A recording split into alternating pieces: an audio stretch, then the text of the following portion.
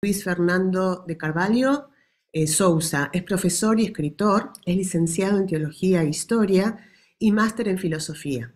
Es autor de los libros Introducción a la Filosofía Latinoamericana y Teología Política, Espiritualidad Militante, ambos de saber creativo, además de varios artículos en revistas. Entonces, a continuación, vamos a escuchar su conferencia, Los evangélicos fundamentalistas en Brasil ante la corrupción política. Recuerden que pueden ir abajo donde hay como un globo terráqueo que dice interpretación y allí van a poder escuchar la traducción en español. Bienvenido, Luis, te escuchamos. Obrigado. Boa tarde. Vocês me escutam bem? Não sei. Vou colocar aqui o slide para apresentar aqui. Vamos lá. Então, peço a Lorena. Sim, aí te ajuda. Então, você pode passar, por gentileza, o primeiro slide? Então, colocar o tempo aqui para não me perder. Senão, eu vou lá. Juan José, perdón, Juan José, si podés habilitarlo para compartir. Perdón que yo no puedo desde acá. Un ratito. Está habilitado já? Sim, então ok. Esse. Vou iniciar então a minha apresentação falando sobre, deixa eu colocar aqui, os evangélicos fundamentalistas no Brasil diante da corrupção política. Todo mundo consegue enxergar o slide aí, os slides? Sí, podemos Então, ver. tá. No está en la presentación, sino todavía se ve los cuadritos del costado. Sí se ven. Então vamos lá. Os evangélicos fundamentalistas no Brasil diante da corrupção política. Então é necessário a gente situar, né, de onde os evangélicos no Brasil eles surgem, de onde que acontece, né, as aproximações, digamos assim, não a primeira, mas historicamente as aproximações. O Brasil ele foi conquistado pelos portugueses a partir do ano de 1500 e ele foi ocupado somente de 1530. Nosotros llamamos de colonización, es el proceso de colonización más sistemáticamente. Y el fato de en la costa es el interés de la Europa por causa de las mercadorias. El primer momento del movimiento passa por franceses na cidade do Rio de Janeiro, na tentativa de instalar aquilo que eles chamavam de França Antártica no Brasil. Quem eram esses franceses que vieram para cá e se instalaram ou tentaram se instalar no Brasil? Eram os huguenotes franceses, calvinistas, portanto, e eles tiveram uma tentativa ali, mas a tentativa foi frustrada. Por quê? Porque eles foram expulsos juntamente com a ajuda dos indígenas brasileiros, né, e os portugueses, e não conseguiram êxito nessa implantação. Mas o Brasil, ao longo da sua história, recebe os imigrantes europeus durante vários anos. Então, o protestantismo ele chega no Brasil num primeiro movimento chamado protestantismo de imigração. E qual é a diferença desse protestantismo para o outro protestantismo que vai vir a partir da segunda metade do século XIX? O protestantismo de imigração ele não é proselitista, ele apenas atende aquela comunidade específica e não se dedica em propagar, então, a fé de uma maneira mais sistemática. Então, a partir de 1850, sobretudo a partir de 1855, no Brasil começam a vir sistematicamente missionários, né, pegando aquelas ondas de avivamento que vinham da Europa, e já também com o ideal da República, fim do Império e o ideal da República no Brasil, que a República no Brasil ela data de 1889, né, a proclamação da República. Então, eles vieram com o ideal de modernidade, de república e para um ideal capitalista, liberal. Então, as lojas maçônicas eram grandes aliadas desses missionários que se inseriram na política, ainda naquele viés pietista e toda aquela história que já acontecia na Europa e aconteceu nos Estados Unidos. Aí, no século XX, na virada do século XX, surge, então, o movimento pentecostal nos Estados Unidos, através de Charles Parham, né, que foi o primeiro, historicamente, a desenvolver isso.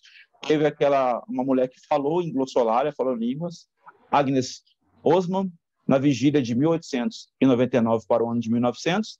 Então, o pentecostalismo surge ali, depois ele se difunde com William Seymour, e ele vai chegar aqui no Brasil através de dois missionários, Daniel Berg e Gunnar Wig. Ele vai chegar no norte do país, e ele vai, a princípio, fazer uma inserção pegando fiéis da Igreja Batista e das igrejas reformadas para trazer. Até então não se tem uma ligação, obviamente.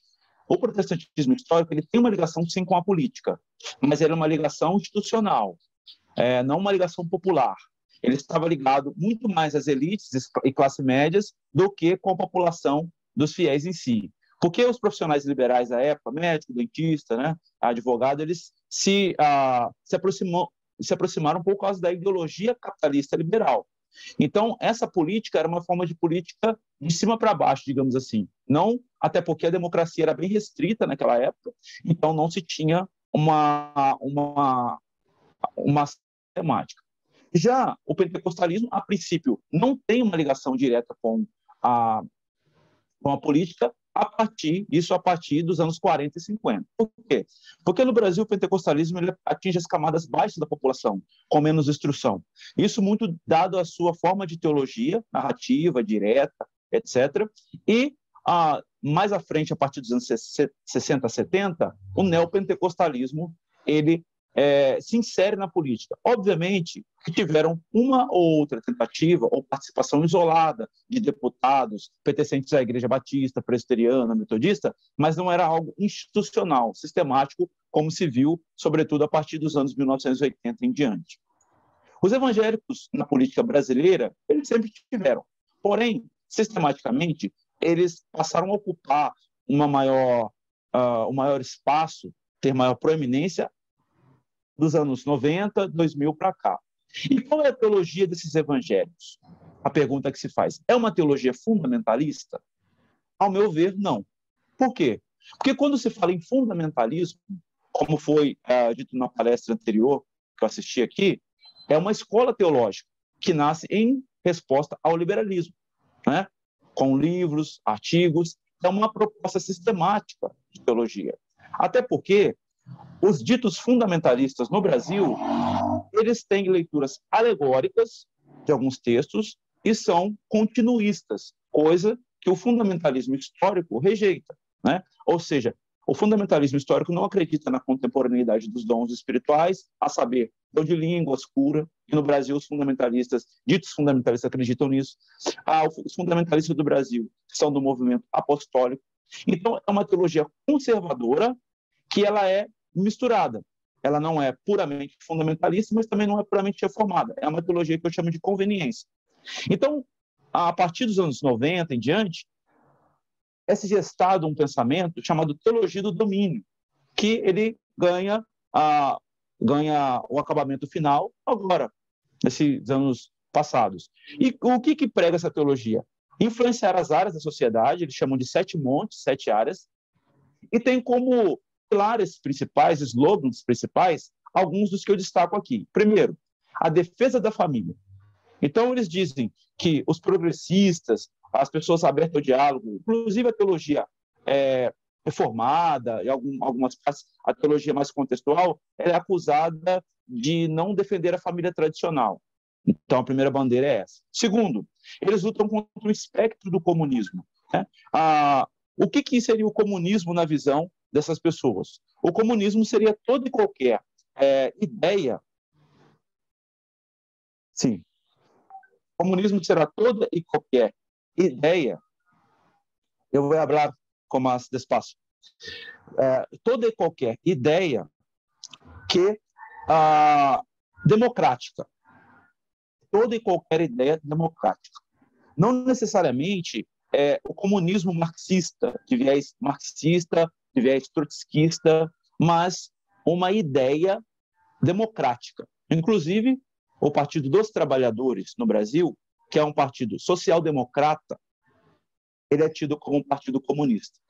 Diante dessa ideia da teologia do domínio, redes de comunicação, como, por exemplo, a Rede Globo, é tida como comunista. Então, tudo aquilo que não faz parte dos valores defendidos por esse grupo extremista é tido como comunismo. E eles também pregam a valorização da igreja e a demonização do outro. E quem é esse outro? Toda e qualquer pessoa que não pensa igual a mim. Essa é a ideia. Então, há uma teologia plural, no sentido de não há uma sistematização dessa teologia, é uma teologia que ela é popular, vai sendo construída com vários elementos, mas ela tem inimigos comuns que unem vários segmentos. Então, essa é a ideia. Os evangélicos no Brasil e a corrupção, eles estão, desde que os evangélicos se inseriram na política. Nós temos casos aqui de evangélicos, que eu cito aqui nesse desenho de baixo, aqui da minha apresentação, que foram pessoas da Igreja Metodista, que foram coniventes com a ditadura civil-militar que aconteceu no Brasil a partir do ano de 1964. Ditadura essa que depois se viu estava imersa em corrupção, tinha vários casos de corrupção que a ditadura escondeu, e eles estavam fazendo, no Brasil chamamos vista grossa, ou seja, não queriam ver as atrocidades do governo. Isso pode ser considerado corrupção. E Luis, a pergunta é... perdón, ¿no estás pasando las diapositivas? Está en la 1 solamente. No, no aqui o meu tá... Vamos ver. Não está passando? No. Ahora sí. Vou deixar assim melhor. Então, eu falei já da teologia do domínio, falei das influências das áreas da área sociedade, defesa da família, comunismo. Vou para o próximo, que está aqui esse slide, com essa figura que eu coloquei. Na ditadura militar, não se deu a devida atenção a alguns aspectos, porque se fez aquilo que se chamou vista grossa. No governo Bolsonaro, há vários casos de corrupção. Esse rapaz aqui é ex-ministro da Educação, ele é um pastor presbiteriano, doutor em teologia, foi preso acusado de corrupção por negociar propina e pedir o pagamento em barras de ouro.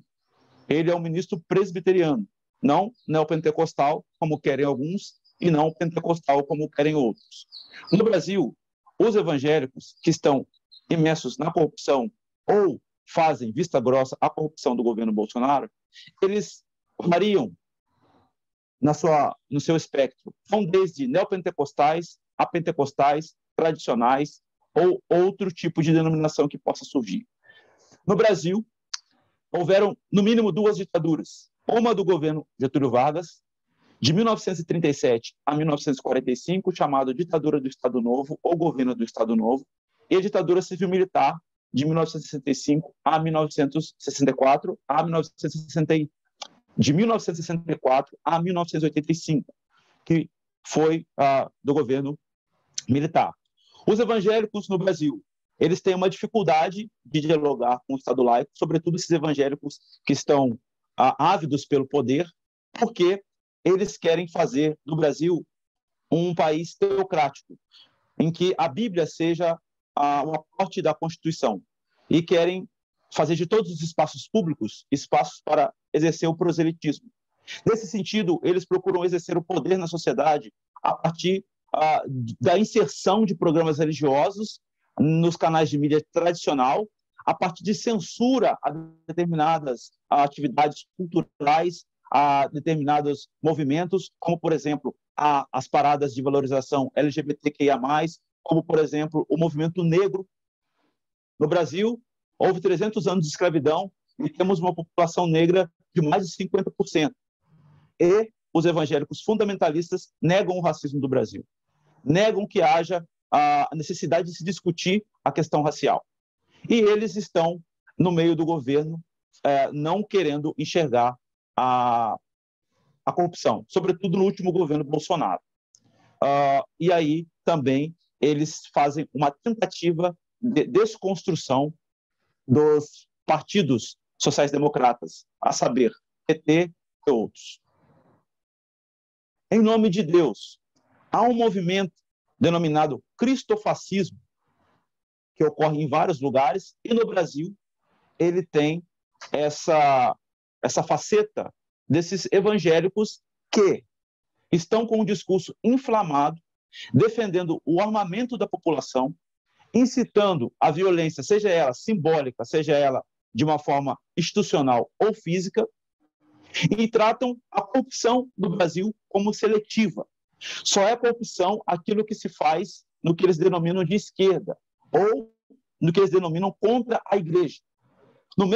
Nos meios eclesiásticos das diversas igrejas brasileiras, há tráfico de influências, há corrupção, há lavagem de dinheiro, há várias formas de corrupção, seja ela institucional ou não. Porém, os evangélicos brasileiros não querem enxergar ou fingem não ver. No geral, esses evangélicos, não todos, obviamente, porque há certamente aqueles que não estão nesse grupo, mas hegemonicamente, como diria Gramsci, os evangélicos brasileiros estão alinhados à ideia cristofascista e têm um projeto de poder. Para isso, instrumentalizam a leitura da Bíblia. E volto a dizer, nesse sentido, eu afirmo categoricamente, não são fundamentalistas. Por quê? Porque o fundamentalismo é uma escola teológica que prescinde de um método, uma forma de ler a Bíblia. Os evangélicos brasileiros não fazem isso. Eles instrumentalizam a Bíblia e leem de forma conveniente, conforme aquilo que fortaleça a sua maneira de querer exercer o poder, de chegar no poder ou permanecer nele e perpetuá-lo. Os evangélicos brasileiros, na sua forma geral, esse grupo majoritário, volto a dizer, não são todos, mas o grupo majoritário que flertou com esse governo fascista de direita, evangélicos têm uma ideia de uma sociedade liberal, defendem o mercado. Contudo, se utilizam de todo o aparato estatal possível para favorecer as igrejas, para isenção de impostos das igrejas, para sonegar impostos e, em alguns casos, até lavagem de dinheiro. Por fim, a corrupção no Brasil, ela é uma corrupção, o assunto corrupção no Brasil é algo sistêmico que acontece desde quando os portugueses chegaram aqui. As instituições brasileiras do Estado, elas são corruptas por conta de que, desde que os portugueses chegaram no Brasil, se estabeleceu a parceria público-privada. Nesse sentido, a influência da iniciativa privada sempre corrompeu os poderes públicos, por conta do financiamento, por conta do tráfico de influências, e outras questões. Há uma corrupção institucional, ou seja, é cultural, não somente no Brasil, mas em várias instituições na América Latina, na América Latina inteira. Também na América do Norte. Como eu li um livro há pouco tempo, chamado Como as Democracias Morrem, de 2 jornalistas do New York Times, e eles citam inúmeros casos de corrupção nas instituições estadunidenses. Não é um privilégio somente dos latino-americanos, como querem alguns. No Brasil, depois dessa direita mundial ter surgido, houve uma conveniência com as fake news, ou seja, igrejas, evangélicos, falando mentiras a respeito da vacina, a respeito do Covid, difundindo coisas erradas, desinformando a população, dizendo, inclusive, no Brasil, veiculou-se a ideia de que a vacina conteria o chip da besta, do Apocalipse, e que seria o sinal daqueles que seriam condenados.